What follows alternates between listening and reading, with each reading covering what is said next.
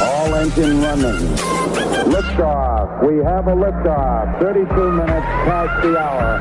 Liftoff on Apollo 11. We got a roll program. Neil Armstrong reporting the roll and pitch program, which puts Apollo 11 on a proper heading.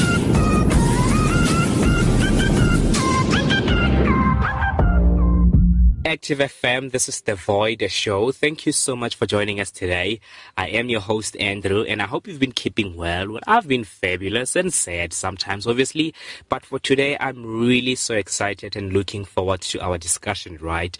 And you would have seen what we're speaking about. We finally get to speak about black holes. Like, finally, we get to discuss black holes. And I really want to assure you that this is going to be an interesting show, because you're eventually going to see what we mean when we always say the universe is complex, right? Maybe in the past, when we discussed the complexities of the universe, our discussions may or may not have meant anything to you, right? And so today, it is really with my high hopes that you're going to get a grip of what we mean when we say the universe is complex. Because I'll tell you what, you see, the physics of black holes, even today, is still poorly understood, right? And it's not like black holes are things of today. No, you see, black holes, the theory of black holes, their history extends all the way back in time to your 1700s, to your 1600s, and most probably way before that, right? And so for today, I really hope that you're going to learn new stuff about black holes. I really hope that you're going to understand what we mean when we say the universe is naturally sophisticated, right? And so just a few things that we might need to know before we speak about black holes. So if you're a fan of The Void Show, you would know that we had a show where we spoke about stars, right? Like, we had a whole show where we spoke about stars, how they born, how they evolve, and eventually how they die out. But if this is your first time joining us, welcome to the family. We've got a great family of people here who are willing to learn new things every week, right? So, yeah, that's it. So, now, stars, right? We know about stars. Now, astronomers today know that stars are born, they evolve, and they eventually die out, right? And how they die, that's going to be dependent on the properties of the star subjectively, right? So it's going to be dependent on what kind of a star it is. We've got different kinds of stars, right? You would have seen them even in the night sky. We've got blue stars, we've got red stars, right? Our sun is a star, and you see what color it is. So we've got different stars, and depending on what kind of a star it is, determines how it's going to die out, right? Some stars violently explodes into space when they die, and we obviously call that the supernova. But some stars collapse under their own gravity, right? So stars. Now, you see, in stars, at the center of stars, there's a process that takes place there, right? And we call that process a nuclear fusion. Actually, that's the process that gives us heat, right? Heat is generated right at the core center of stars themselves. So the heat that we get from our sun, it's generated where? At the core center of our sun, right? So there's a process that we call nuclear fusion. So essentially, when a star is born, it's just a ball of hydrogen gas, right? It's just a ball of hydrogen gas, and maybe with some smattering of a few elements there, but it's just essentially a ball of hydrogen gas. And so because there will be gravity, right? Remember, we said where there's gravity, there has to be, where there's mass, there has to be gravity. So obviously, when a star is just born, there's mass, right? It has a mass, but these are huge, right? So they will obviously have a huge gravity. So what would happen is that as heat is generated at the center of our stars, right? So how it would happen, nuclear fusion basically converts these hydrogen elements that are found in the star. It converts them by merging them together to form other forms of elements, which are helium atoms, right? So what would happen is that at the same time the star generates heat at the center, the star as a whole is continuously continuously struggling against this inward pull of gravity, right? Remember that gravity also acts from the center, and so because the star is huge, gravity is pulling the star itself, right? So this inward pull of gravity is so strong and so huge that the star itself is always on the verge of collapsing under its own weight, right? Under its own gravity. So as heat is generated at the core center, as we receive the heat, the star is continuously struggling under its own gravity because, gravity wants to collapse the star, right? It's so strong that it literally wants to collapse this star. But what really prevents the star from collapsing is this, at the core center there's this tremendous pressure that's taking place as heat is generated, right? So as heat is generated, there's an internal pressure that is there, right? It's so huge, and so as much as gravity wants to pull the star towards its center, as much as gravity wants to collapse the star, this internal pressure balances the star so that it does not collapse, right? So that's just the basics. We're going to speak more about this right after this. Stay tuned. This is Active FM.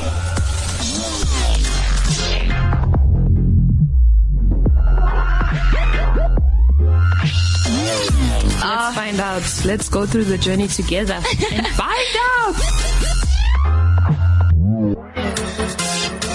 Yeah.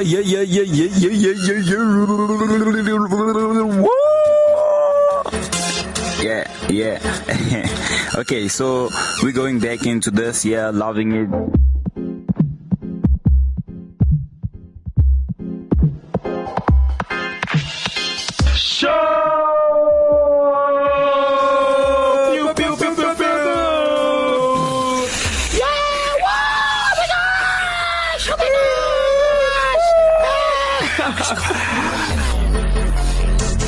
You tuned in to your favorite station. Yeah. Right, so off we go. Well, actually, let me tell you a story. So somebody once came to me and asked me on how do we know all of this, right? Like, how do scientists really know all of this? They say the heat is generated from the sun's core through a process called nuclear fusion. Hydrogen elements do this, helium does that, redshift, expansion of the universe, blah, blah, blah, blah, blah, blah, right? And that's okay. That's okay. They say they're skeptical, right? At least that's how they define themselves, as being skeptical. But I'll tell you what, some people say they're skeptical, whereas they are just very, very, very negative. Right? People don't just want to understand. They just don't want to understand. And that's why there's a lot of confusion between science and religion. Right? That's why you find conflict, or that's why people will create conflicts between science and religion, or science and believers, right? Or scientists and believers, more accurately. Right? Because you find the scientists trying to figure out God scientifically, with formulas, with spreadsheets, with mathematics, with the theories, maybe with telescopes, right? It's like they're going to find some sort of a creature in the middle of the clouds with huge, wide beards holding a stick, right? Whereas they could just go on a manual that describes God, right? And it's not only scientists that do this. You also find believers that try to prove science or even deny science spiritually. You also find that. And I mean, I don't know if that's going to work, but good luck, hey? Good luck. And that's a topic for another day, right? We obviously are speaking about black holes for today. And before this beautiful jingle, we spoke about some of the processes that are taking place at the centers of stars, right? Actually, it's a process that generates the heat that we get from the sun, right? So essentially, you will have these hydrogen elements in a star when it's just born, and these hydrogen elements would fuse together, right? Would fuse together under high pressures, and they form other elements when they fuse together, right? They form other elements such as helium, and heat is obviously generated there. So now the big question would be, well, what if these hydrogen elements run out? Like, what's going to happen? Well, that's actually a good question. Like, what's going to happen when these hydrogen elements run out? Because they're the ones that, release heat when they're converted. So what if they run out? And that's actually when stars start to die, right? That's when they start to, that's the beginning of the end of lifetime of these stars, right?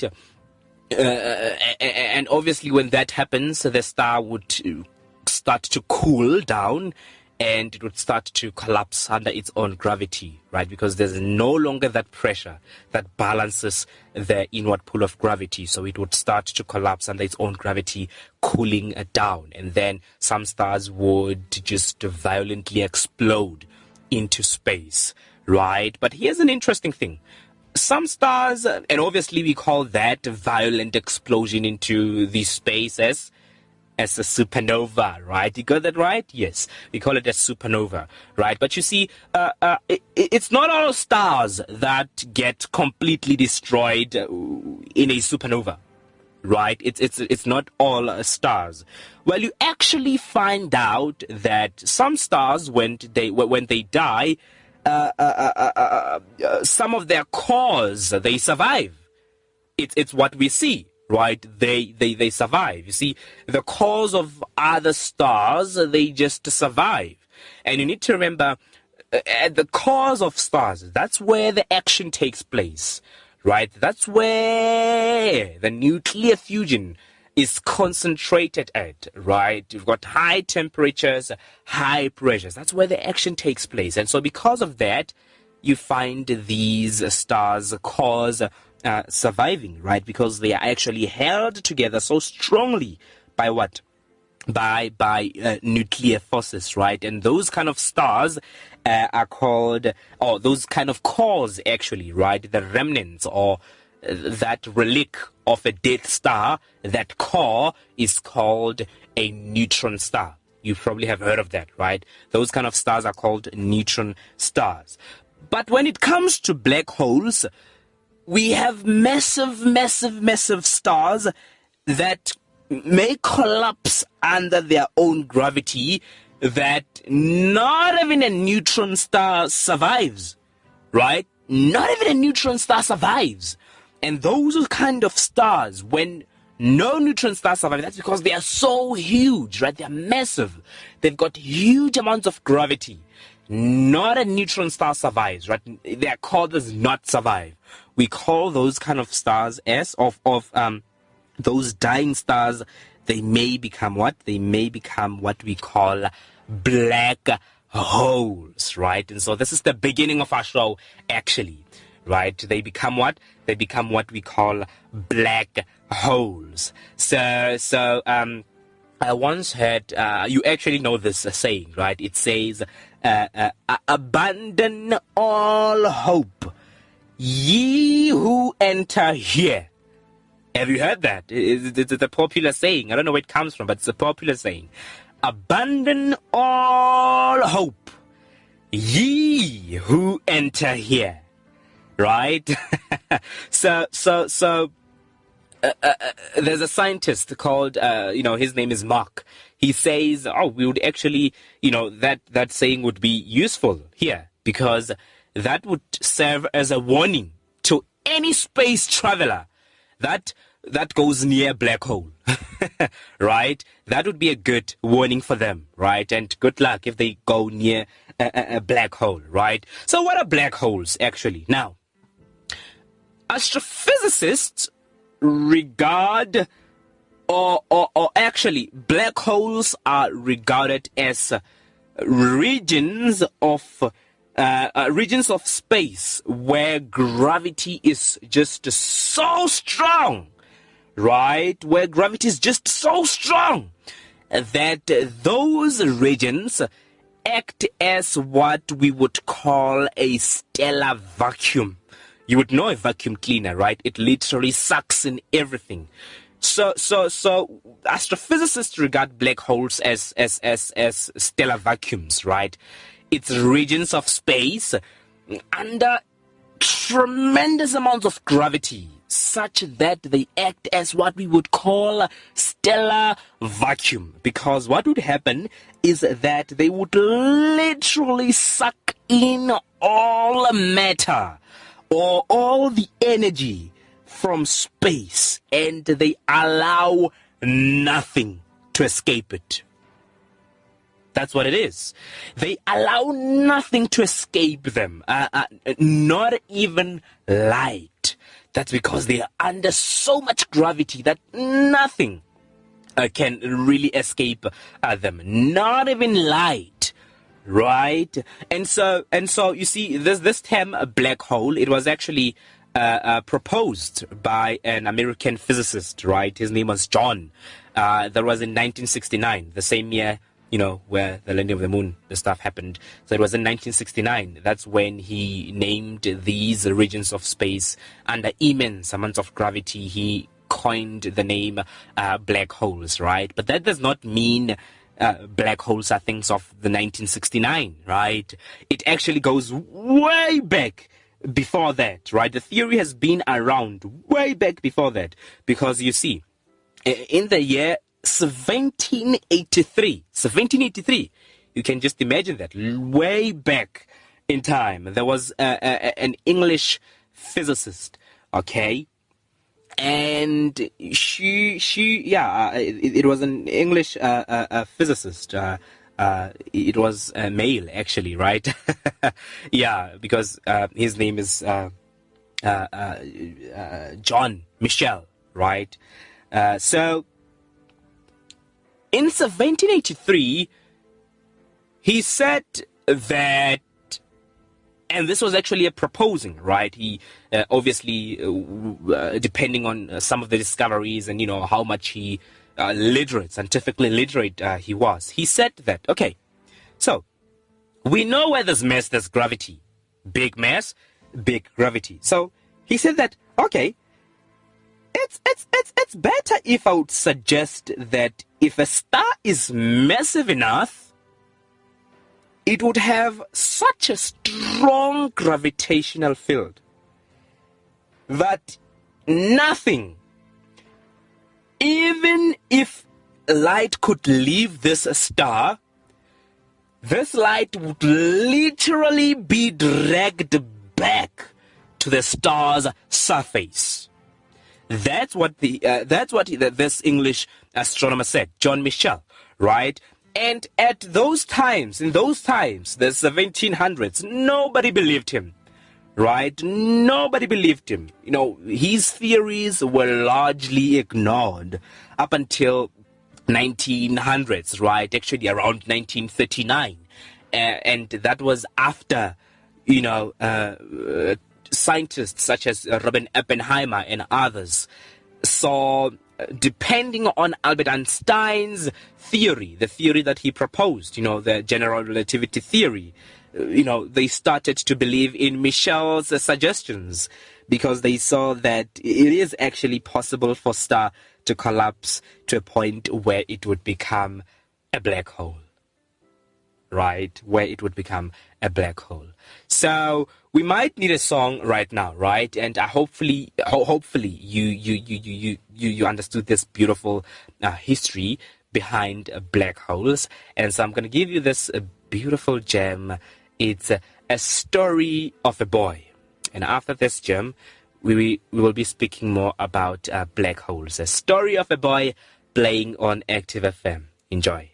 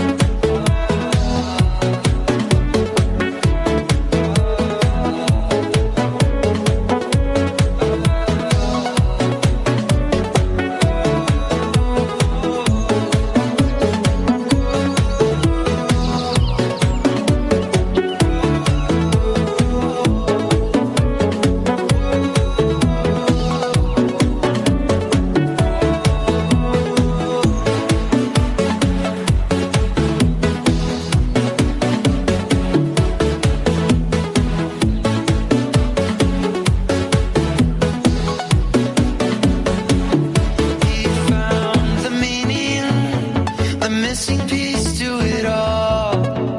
Or should I say that it found him? Oh Yahweh, you showed him the truth, that you are the source of life, the giver of all good things, the giver of all good things. Oh,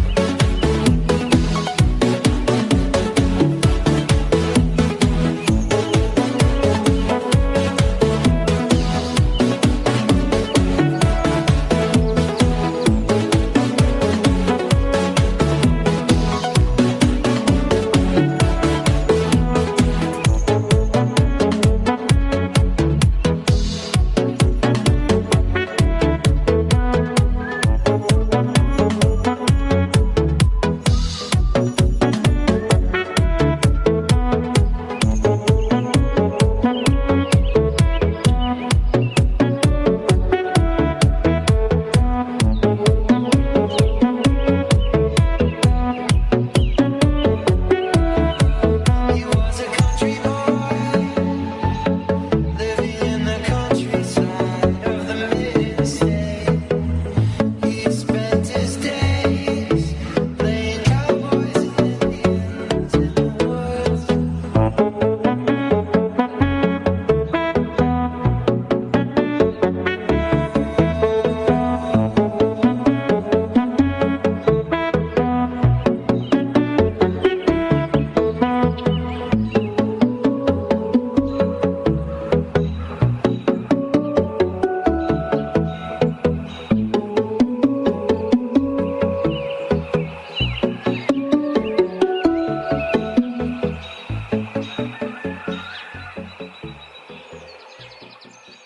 Story of a Boy. It's a song that just played. It's a beautiful gem, and I really hope that you enjoyed that one. I mean, I absolutely loved it. You are still on Active FM. This is The Void Show. As we all always say, radio has never been better. Thank you so much for still tuning in. Thank you so much for still being here. It's an absolute honor, We love it when we know that you are listening out there. So, I mean, if you're still here, again, it means that you are loving what we're speaking about and you are learning new stuff. And feel free to send in your questions to us. Feel free to tell us, what did you think about black holes, right? What do you know about black holes? Do you want to visit a black hole? Well, good luck, right? Do tell us everything, because you need to remember as well that, as Jim Quick says, learning is not a spectator sport, right? If you want to learn stuff, you've got to engage with us. Did you even know that the kind of questions that you mostly ask yourself redirect your behavior? Did you know that? I think I've said this. I did, yes.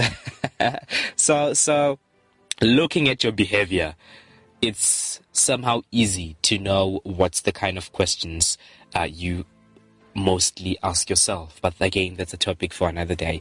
We're speaking about black holes for today, right? So here's the thing. Gravity. Let's speak about gravity a little, right? And obviously we have spoken about gravity at some point in time. A lot of us would know gravity as a force, right? It's okay.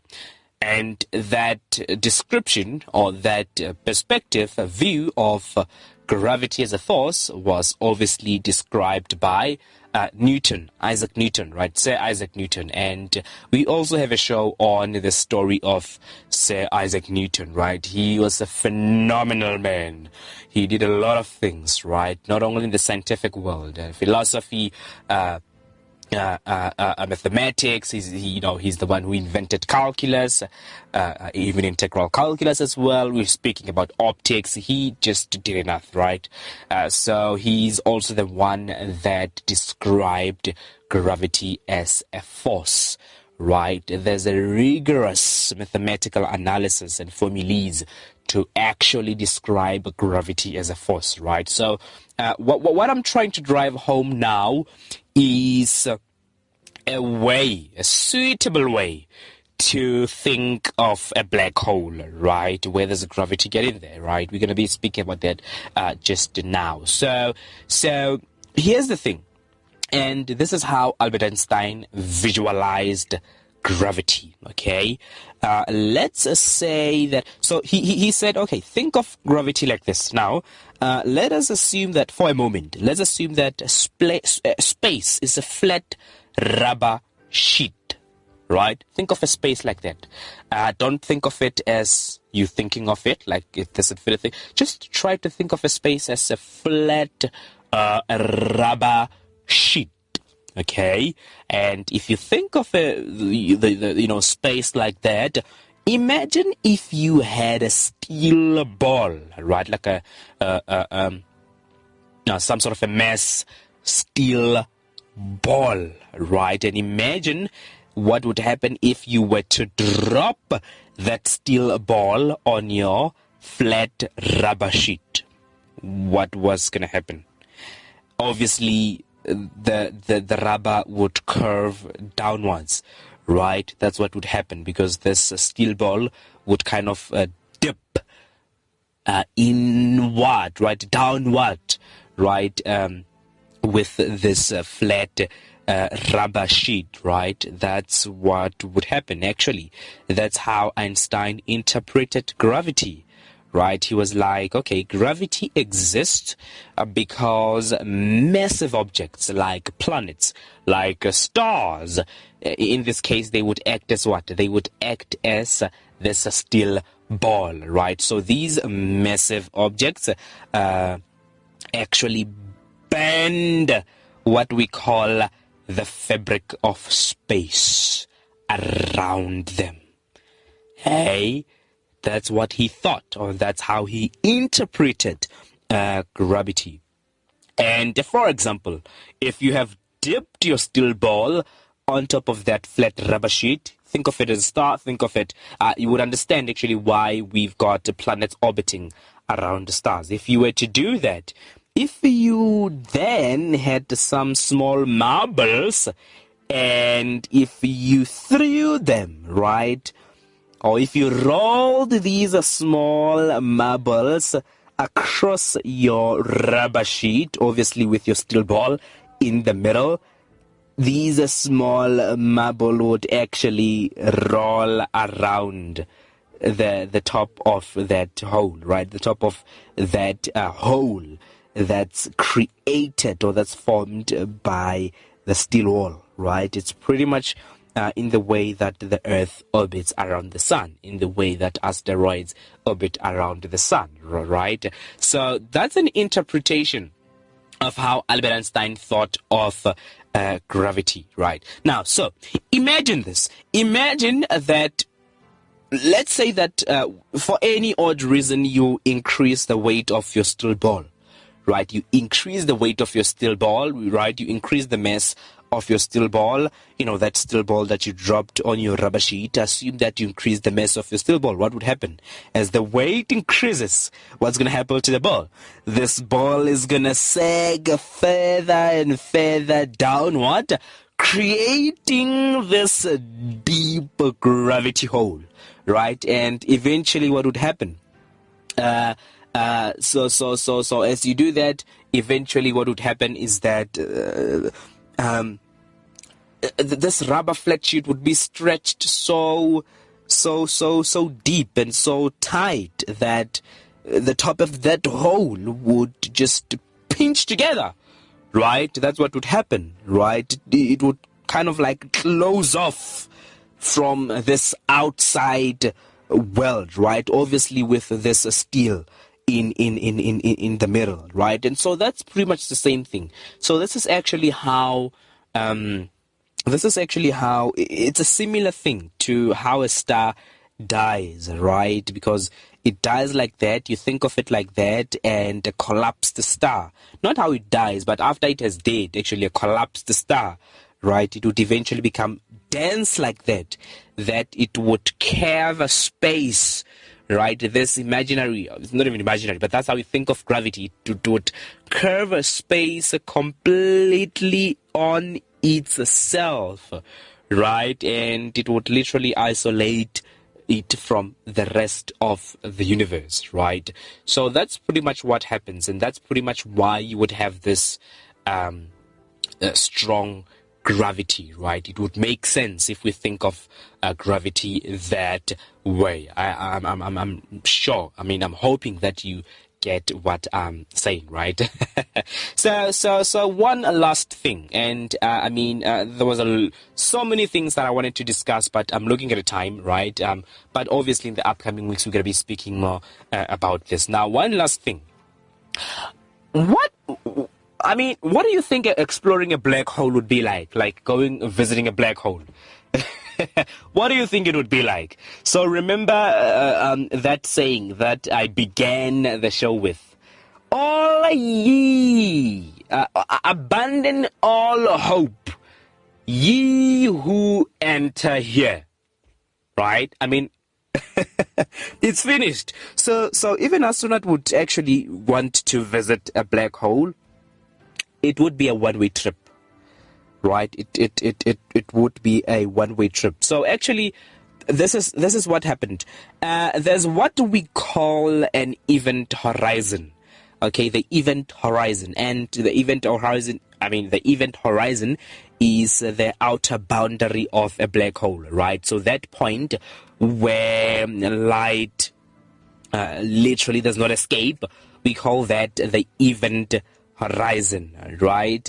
So the size of the event horizon is proportional to the mass of the collapsing star, right? So the bigger the star, the larger the event horizon, right? And obviously the bigger the gravity, right? And so what would happen if the astronaut would approach a black hole?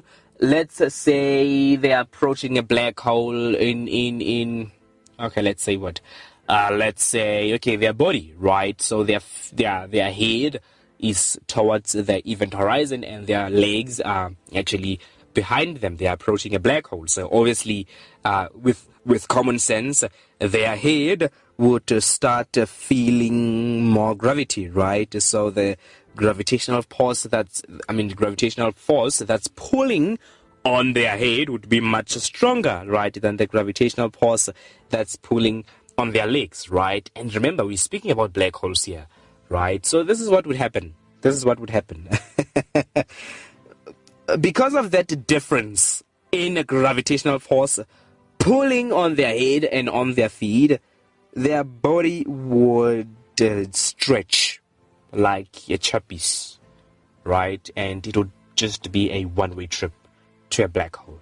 So that's pretty much it, right? And so I hope that you learned a lot about black holes today. I really do hope. We're going to be speaking more about black holes, right? I really do hope that you loved our show for today. I know it was a bit hectic, right? But I loved it. I hope that you loved it. And most definitely, right after this, I will be closing. Cheers. We help distributors grow their sales by over 15% in the first 90 days with our automated mobile software solution.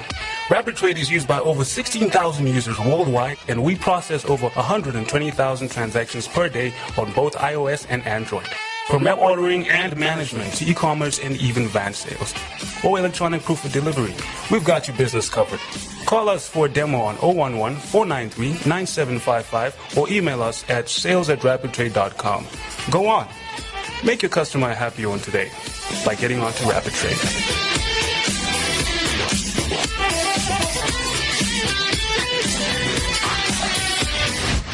Beautiful. And apparently we have reached the end of the Void show. If you are here, it means you loved our show today. We obviously were speaking about black holes.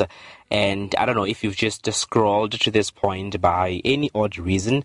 You might just want to go back and really check out what we were speaking about, right? We spoke about black holes, and there's still more about black holes, right? And I really do hope that in the upcoming weeks, we really going to be finishing to speak about black holes, because there are a lot of interesting stuff about black holes.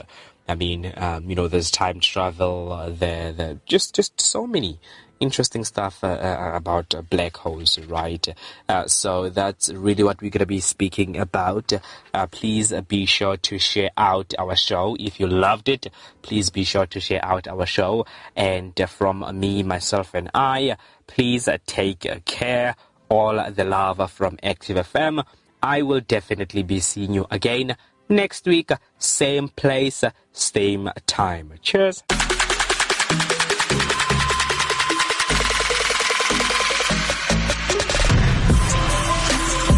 Enjoying the Active FM shows? Well, then catch us on Instagram at ActiveFM777, Twitter and Gab at ActiveFM, Facebook at ActiveFM/777, as well as YouTube at ActiveFM and our website at www.activefm.co.za. Don't stop, don't hesitate. Find, follow and enjoy us on all our different platforms. You don't want to miss out.